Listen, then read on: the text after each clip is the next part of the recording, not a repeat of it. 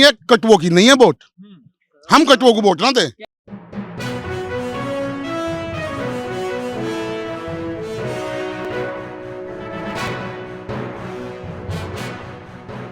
नमस्कार, स्वागत है आपका इंडिया गेट टीवी पर। मैं हूं अजय सेतिया।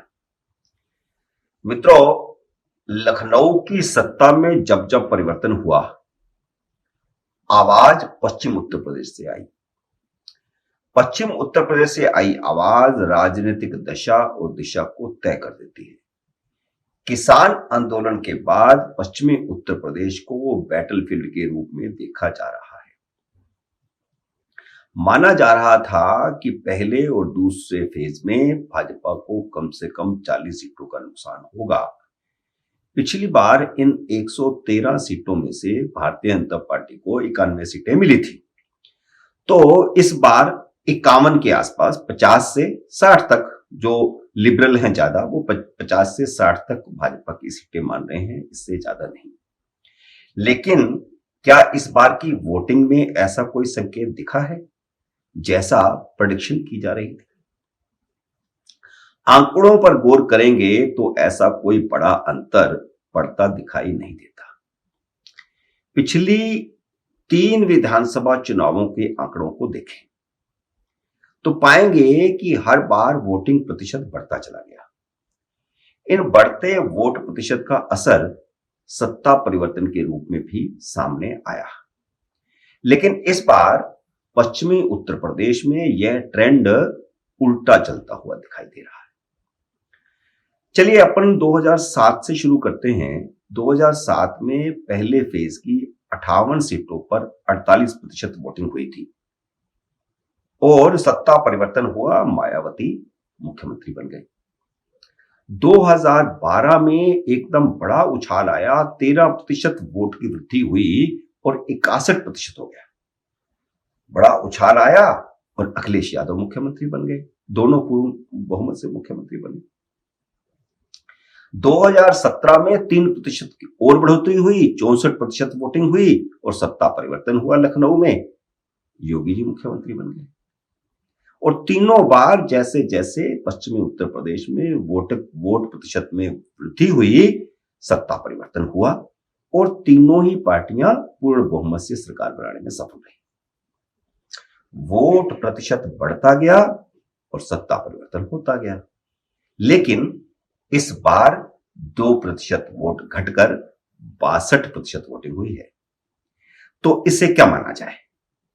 साधारण सा विश्लेषण यह है कि सत्ता परिवर्तन का संकेत नहीं है। पश्चिमी उत्तर प्रदेश में बड़े उलटफेर की उम्मीद इसलिए मानी जा रही थी क्योंकि किसान आंदोलन के कारण जाट भाजपा के खिलाफ थे, ऐसा वातावरण बना था। इस इलाके के अब तक के सबसे बड़े जाट नेता चौधरी चरण सिंह हुए हैं, जो एकमात्र जाट नेता रहे जो उत्तर प्रदेश के मुख्यमंत्री भी बने और बाद में प्रधानमंत्री भी बने। चौधरी चरण सिंह के बेटे अजीत सिंह, फिर अजीत सिंह के बेटे जयंत चौधरी।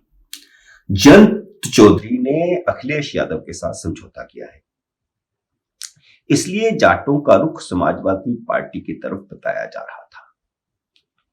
मैं था इसलिए कह रहा हूं क्योंकि यह वास्तव में हुआ नहीं।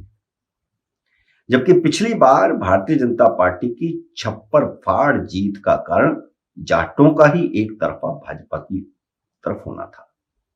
जाटों ने एक तरफा भारतीय जनता पार्टी को वोट दिया था, सबको हरा दिया था। जयंत चौधरी की पार्टी को सिर्फ 1 सीट मिली थी। दूसरी तरफ मुस्लिम अखिलेश यादव और मायावती में बंटे हुए थे। इस बार मुस्लिम भारतीय जनता पार्टी को हराने के लिए एक तरफा सपा के साथ खड़ा दिखाई दे रहा है। इसलिए माना यह जा रहा था कि मुस्लिम जाट गठबंधन भारतीय जनता पर भारी पड़ेगा। लेकिन सवाल यह है कि क्या ऐसा हुआ? और अगर हुआ तो दूसरे फेज में क्या होगा? और उसके बाद फिर बाकी के फेज में पूरे उत्तर प्रदेश में क्या होगा? क्योंकि दिशा और दशा तो तय करता है पश्चिम उत्तर प्रदेश। नहीं, जैसा अखिलेश यादव और जयंत चौधरी सोच रहे थे वैसा नहीं हुआ। लो आप जाट वोटरों की इस छोटी सी क्लिप को सुन लीजिए। हमारे दो दो लड़के जिनकी आंख फोड़ दी, तकवों से काट दिए, वो अपनी बहन की इज्जत तो बचाने गए थे। क्या गुनाह किया था? हमारे चौधरी साहब कहाँ थे? दिल्ली में बैठे थे, क्यों नहीं आए? क्यों अखिलेश नहीं आया? सैफई में डांस देख रहा था।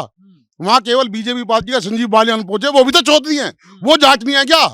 मैं जाट हूँ और जाट ये कहता है कि वोट सिर्फ योगी जी योगी जी योगी जी। वोट हमारी चौधरी साहब की थी, लेकिन ये कटुओं की नहीं है वोट। हम कटुओं को वोट ना दें। मैं भी जाटी हूँ, हमारा वोट जो है आरएलडी पे जाता था, लेकिन अभी जो फिलहाल है ना सपा के साथ में जो गठबंधन होया है उससे हम खिलाफ हैं। अब आप समझ गए होंगे कि अखिलेश जयंत के हवाई के लिए जमीन पर नहीं उतरे।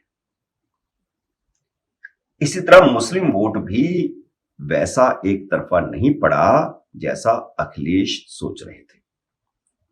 मुस्लिम वोटों में भले ही 2017 जैसा बिखराव नहीं हुआ, उस बार ज्यादा बिखराव हुआ था, मायावती को भी गए थे, अखिलेश को भी गए थे और उसका भाजपा को निश्चित रूप से फायदा हुआ था, लेकिन बिखराव इस बार भी हुआ है, भले ही कम हुआ है।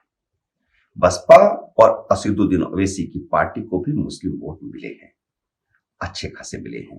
हिजाब विवाद के कारण असदुद्दीन ओवैसी का अपर हैंड हुआ, यह तथ्य है। अब एक बात और कही जा रही है कि वोट प्रतिशत हिंदुओं के कारण घटा है। मुस्लिम वोट प्रतिशत ज्यादा हुआ है, जबकि हिंदू वोटर बाहर नहीं निकला, इसलिए 2% वोट घट गया। अगर ऐसा हुआ है तो निश्चित ही भारतीय जनता पार्टी को बड़ा नुकसान होगा, हो सकता है। जाटों के खिसकने की आशंका के चलते ही मुख्यमंत्री योगी आदित्यनाथ ने पहले दौर की वोटिंग से पहले वीडियो के जरिए एक ऐसा बयान प्रसारित किया जिससे अगले दिन संसद में हंगामा खड़ा हो गया। लेकिन योगी के उस बयान ने अपना काम कर दिया, उसका सबूत हम पहले ऊपर दे चुके हैं।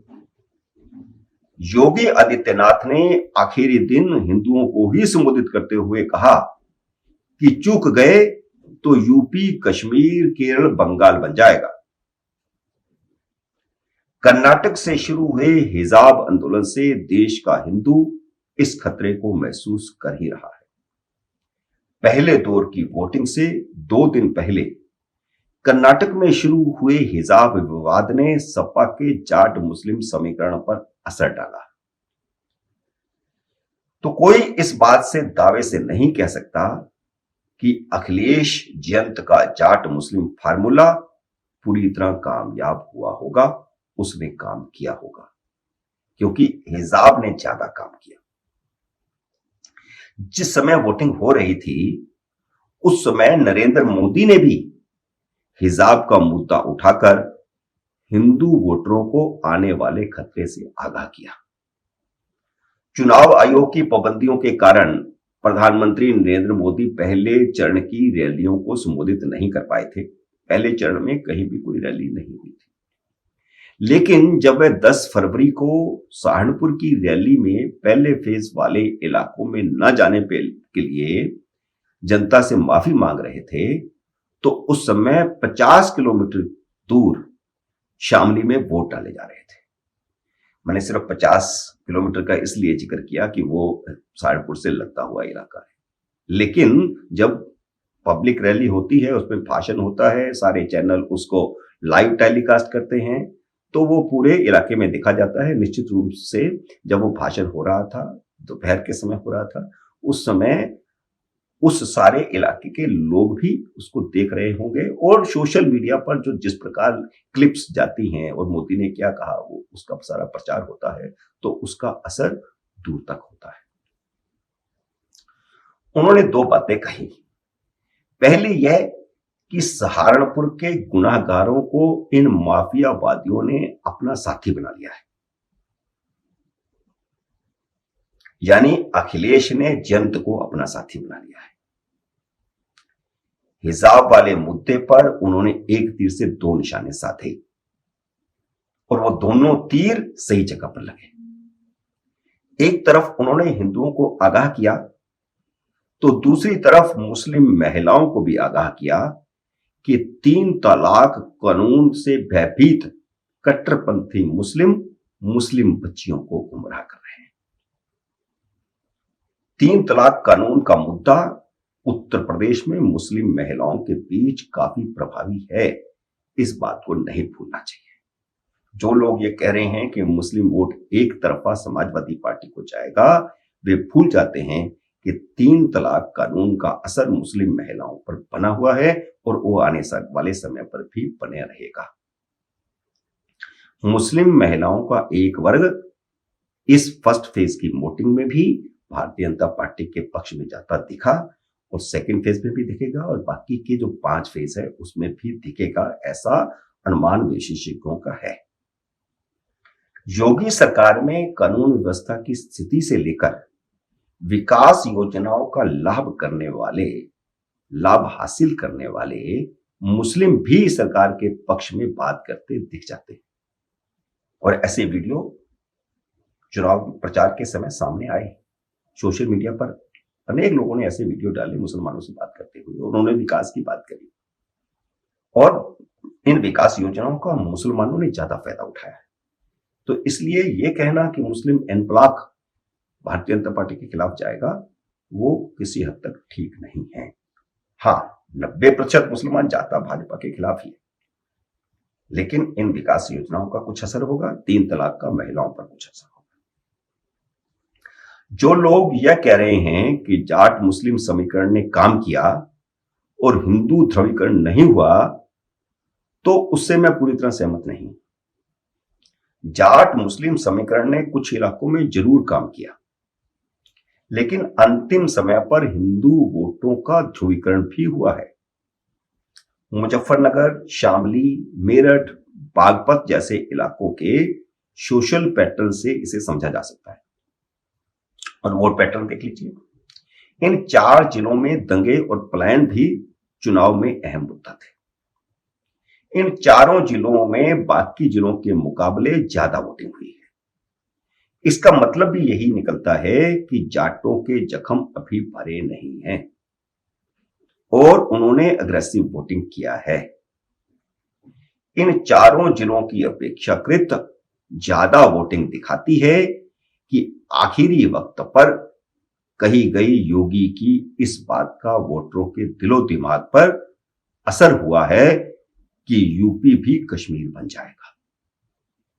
फिर ठीक इसी समय कर्नाटक में हिजाब आंदोलन शुरू हो चुका था। अगर पहले चरण में हिजाब आंदोलन का असर नहीं भी हुआ होगा, तो दूसरे चरण की वोटिंग में चुनाव पर असर होना तय है और उसके बाद बाकी के 5 फेज पर भी हिजाब विवाद का असर होगा, क्योंकि कर्नाटक के विवाद ने उत्तर प्रदेश में ध्रुवीकरण को बढ़ा दिया। आगे का पैटर्न बदला हुआ मिलेगा। इसलिए पश्चिमी उत्तर प्रदेश इस बार वैसा कोई ट्रेंड सेट करता नहीं दिख रहा जैसे पहले करता रहा है, क्योंकि बीच में ट्रेंड बदल रहा है। अगर भाजपा की पश्चिमी उत्तर प्रदेश में सीटें घटी हैं, घट रही हैं और घटेंगी भी, तो भी वह ट्रेंड नहीं होगा। यह मेरा कहने का मतलब है। यह तो किसी को नहीं पता कि ईवीएम के भीतर क्या छिपा है और आने वाले समय में क्या छिपा होगा, पर मैसेंजर मोटे तौर पर अगले फेज के इलाकों में संदेश पहुंचा ही देते हैं। फिर इसी के मुताबिक कई बार वोटर भी मन बदल देता है और मैं बार बार कह रहा हूं, हिजाब के कारण वोटर मन बदल रहा है। जैसे पिछली बार स्ट्राइक जो पाकिस्तान पर स्ट्राइक हुई थी, उसने सारी स्थितियों को बदल दिया था।